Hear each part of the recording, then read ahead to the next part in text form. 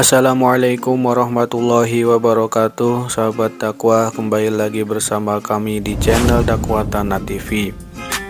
Di video kali ini kami akan menyajikan cerita tentang beberapa hewan yang ada dalam kisah para nabi dan diabadikan dalam Al-Quran.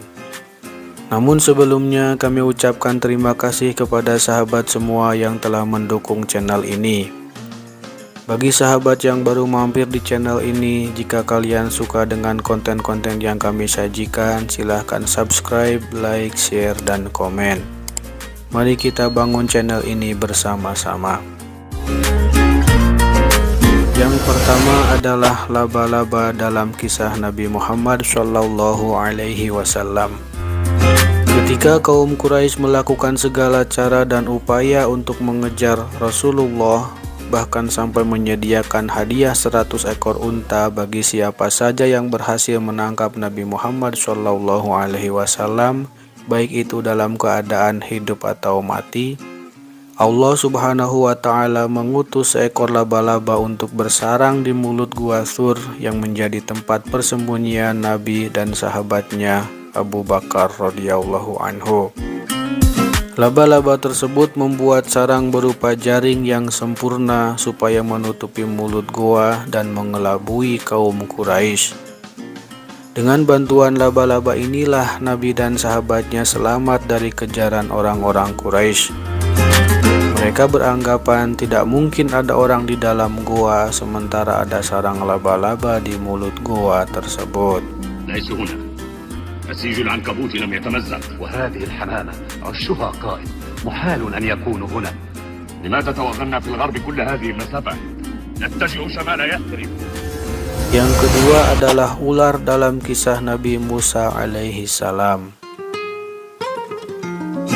Pada zaman Nabi Musa, Raja Fir'aun dan pengikutnya menuduh Nabi Musa seorang ahli sihir. Hingga suatu ketika Nabi Musa melawan para penyihir kerajaan, ia melemparkan tongkatnya dan berubah menjadi seekor ular yang besar. Para penyihir kerajaan pun melemparkan tongkat dan tali milik mereka dan berubah menjadi ular.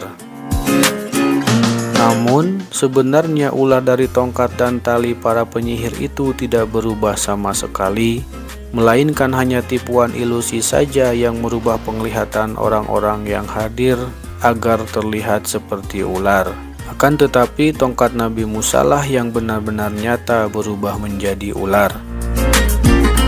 Ular dari tongkat Nabi Musa itu menelan ular-ular para penyihir lain sehingga akhirnya para penyihir itu beriman kepada Nabi Musa karena melihat mukjizat sang Nabi.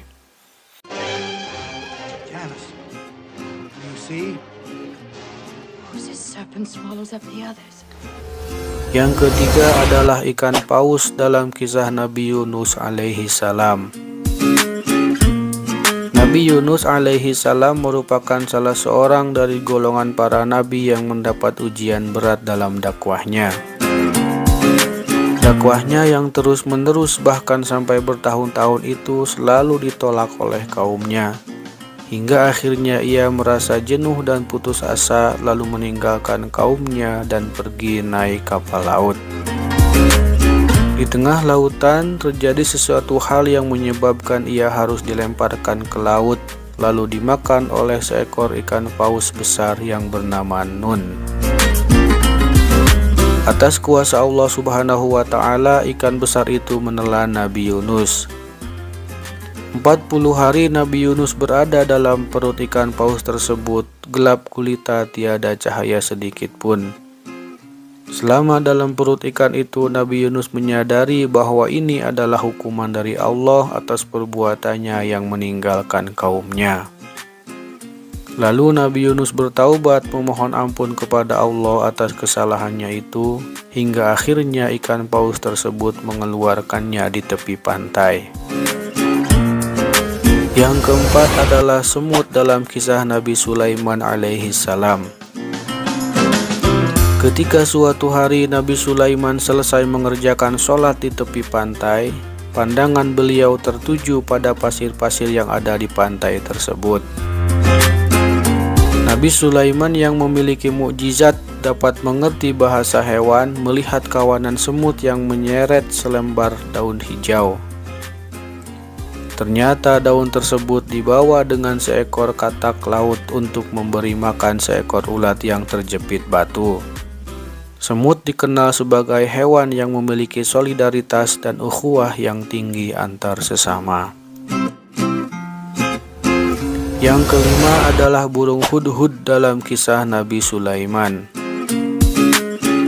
Burung hudhud adalah salah satu dari ribuan tentara Nabi Sulaiman. Burung ini menjadi perantara masuk Islamnya Ratu Balqis. Dalam kisah Nabi Sulaiman, burung hudhud adalah burung pelatuk yang digambarkan menjadi burung setia yang memiliki kecerdasan dan kecemerlangan berpikir. Sehingga penggambarannya dalam mencari makanan tak semata hanya untuk tujuan duniawi, melainkan penyebaran agama Islam. Sobat dakwah, itulah cerita beberapa hewan yang ada dalam kisah para nabi dan rasul yang diabadikan dalam Al-Quran. Semoga kita bisa mengambil ibroh dari kisah hewan-hewan tersebut. Terima kasih kepada sobat dakwah yang telah subscribe channel ini. Kita berjumpa lagi di video berikutnya. Wassalamualaikum warahmatullahi wabarakatuh.